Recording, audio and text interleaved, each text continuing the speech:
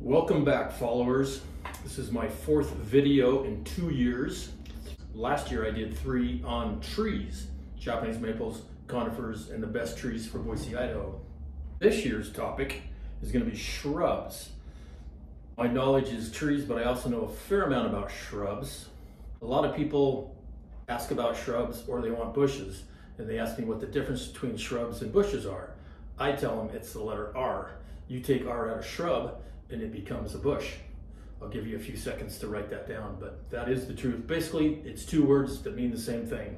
So I've picked 10 of my favorite flowering ornamental shrubs that will do very well in the valley, that if I had room, I would put in my yard. I actually have quite a few of these in my yard. And I also picked some that we will actually have in the nursery this year. So these are in no specific order. The first one is Bottlebrush Buckeye.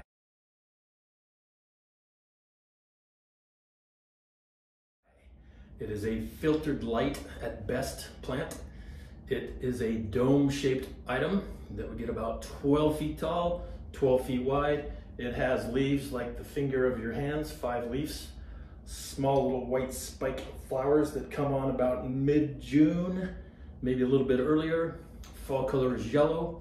It does, like I said, do better in a slightly shadier area because of our dry, hot summers here. Very nice plant. Buckeye. Not a huge Ohio State fan, but this one's got a great name to it. Bottlebrush Buckeye. Number 2, witch hazel.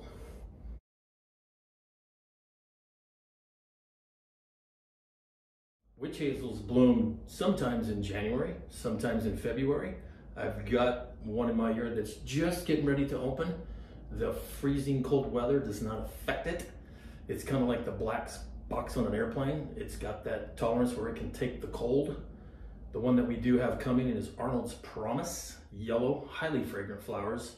They look like fireworks. They actually bloom before any leaf is on the plant. Well before any forsythia even thinks about waking up. Fall color is generally very outstanding as well. A favorite of mine for sure. About 6 foot tall, 6 foot wide. The fact that it blooms so early, when you're going out in your yard in March and whatnot, and you're cleaning up from last year's leaf drop, you can actually prune the plant back if you like. If you were to never touch it, it would maybe get 10 to 12 feet wide. I've seen them in people's yards kept at 4 feet, 5 feet. It's one of those plants that has a nice V pattern to them. You could give it some afternoon shade. I would love to be in the afternoon shade, but heck, that never works out for me. If you do put it in full sun application, you probably want to give it a fair amount of water in the heat of summer while it's getting itself rooted in. But very clean plant, no maintenance per se. Blooms a lot of times with snow on the ground when the snowdrops come up, the little bulb. That's number 2. Number 3, Blue Shadow Gila.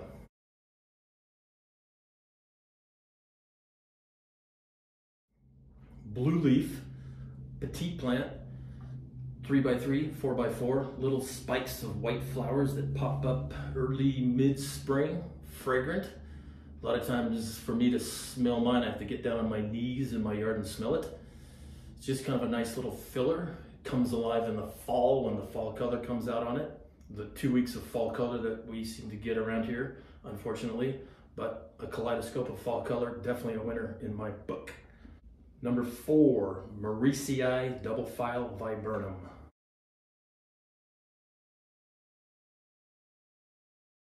A stunner of a plant. It's about 10 feet tall, 10 feet wide. Again, you can keep them smaller, you can keep them maintained, but the flowers in a plane are stunning. It's probably the most attractive viburnum within this class that I've ever seen. There's a few down in the north end. They are definitely showstoppers. White flowers, no fragrance, stunning flower arrangement, great fall color. They do better in a sunnier application. If you stick it in a deep shaded area, like I tried last summer below my globe catalpa, it grew, but it didn't get any sunlight in the fall, so there was no flowers on it. Great foliage plant, but I had to remove it because I wanted it for the flowers. So again, on this one, you need to give it as much sun as you can give it for the flowers and the fall color. Number 5, Amber Jubilee 9-bark.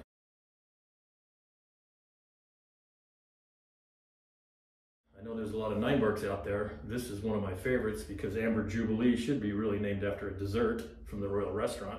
But Amber Jubilee, new growth is orange, salmon orange, great color in the spring. You don't really see that color a lot on shrubs in the spring. But peeling bark, low maintenance, another one that will do better in a sunnier application. The best thing about it is no mildew on the leaf. A lot of 9-barks can get mildew. They're so dense, but this one I have grown, there's no mildew. It's clean, peeling bark. So basically a deciduous shrub with fall interest. That is key for me. The hotspot one, Vitex, known as chaste tree.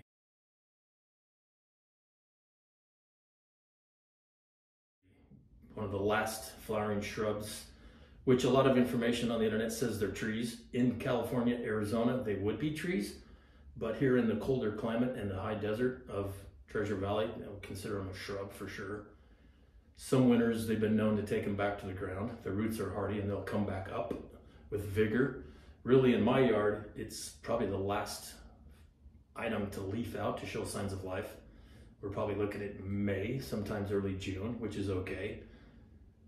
Once the weather warms up, it takes off and it really gets going.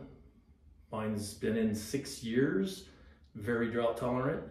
It's lucky if it gets watered once a week, but the drought tolerant plants, once they're established, can go longer periods without drinks. But mine, I water it deeply for 20 minutes or so by hand, and that gives me the drought tolerancy that it needs. The flowers are highly fragrant, generally come into bloom in July. If you're a beekeeper, this is a great plant because the fact that there's not a lot in that height of a plant that would be in bloom in the heat of summer. It will have a recurrent bloom if you go in and cut the spent blossoms off. Fall color is pretty much non-existent, but drought tolerancy, flowers about the same color as what you'd see maybe on a Russian sage. Definitely a keeper in my book if you want that xeriscape kind of look. Figure about maybe 10 by 6. It tends to bloom on new wood, so if you wanted to, you could thin it out, cut it back as you see growth on it late spring, early summer. Keep it maintained, or you can just let it grow wild. Another one I gotta throw in there, kind of going off beat here a little bit, but it is considered a shrub in the conifer class. Cheerman, very unique.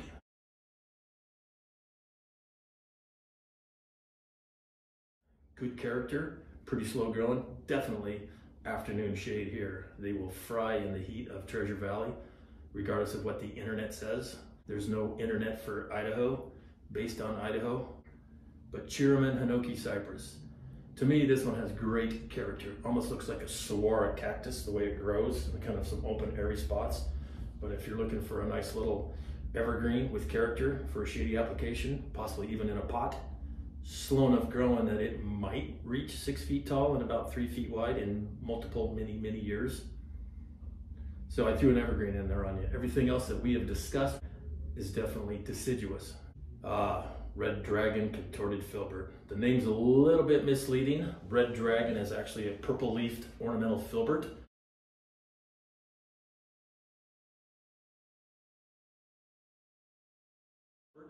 So in the spring, when the leaves emerge, they're purple, but you've got that contorted trunk bark to them, like filberts are known for.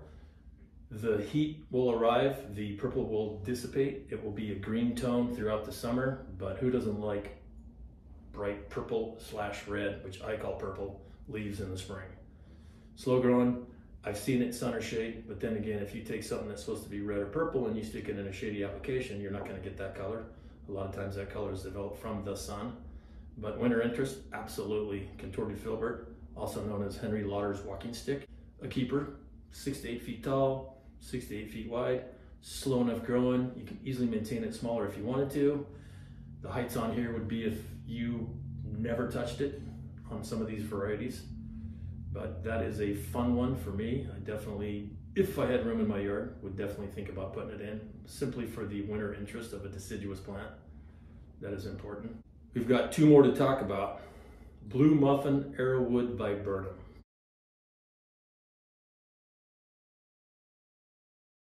Probably second place to the Mauritii. A little different look. Glossy foliage, jagged edge to the leaf. upright pattern, V-shaped. Most catalogs I look in, the fruit is abundant and bright blue. However, a very good friend of mine told me a few years ago, in order to get the fruit on this thing, you've got to get another variety within that same species of plant. Would be cross-pollination, kind of like what you need for a fruit tree kind of thing. So glossy leaf, to me, usually the glossier the leaf, there's less leaf scorch on it in the heat of summer. Fall colors are usually very dramatic with something with a glossy leaf. Again, yellows, oranges, reds, burgundies possibly, depending on your pH of your soil. But then like I say, you got to get another one in there. Autumn Jazz, you can put it 10 feet away, 20 feet away, as long as the bees hit it. I used to have one on one side of my yard and the other one was on the other side, and I got a fair amount of fruit. But generally that is a keeper in the viburnum category if you're looking for something upright, kind of mini hedge, if you will. Really, a lot of people want to come in and make a hedge out of something. You can make a hedge out of any shrub if you want to, or bush. It's mainly picking one, putting it in a line, crooked line, straight line. That to me is a hedge.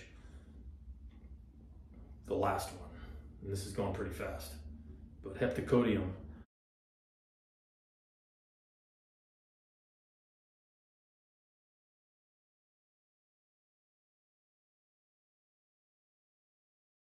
I was asked to talk about this one. This is one that's really unique in the fact that it doesn't even bloom until September. But beekeeper's favorite, like I said, always having flowers in bloom is the key for a beekeeper. One of my good friends is a beekeeper, so he's got 2 or 3 of these in his yard. He loves them. It's kind of on the fence as far as shrub, bush, tree, and we'll explain that a little bit later about what the difference between those are. But this one is a keeper. I've seen it do very well in alkali soil, which is all of Treasure Valley. The bark, again, peels and fades away. The seed head, after the flower, is even nicer looking than the fragrant flower that comes on July, August. Probably September is about a good time for these to bloom. What's the difference between trees and shrubs? Height, really, is what it comes down to. Lilacs, shrubs. Magnolias, trees. So multi-stem, you can have a multi-stem tree. A myrrh, maple, multi-stem tree. Mountain ash, multi-stem tree. Chokecherry, multi-stem tree. So really, shrubs are just smaller versions of trees. And that's my class for this year. Next year, I hope we can maybe touch base on some of these other classes that I've had. Thank you for your time. I hope we will see you in the nursery in the spring.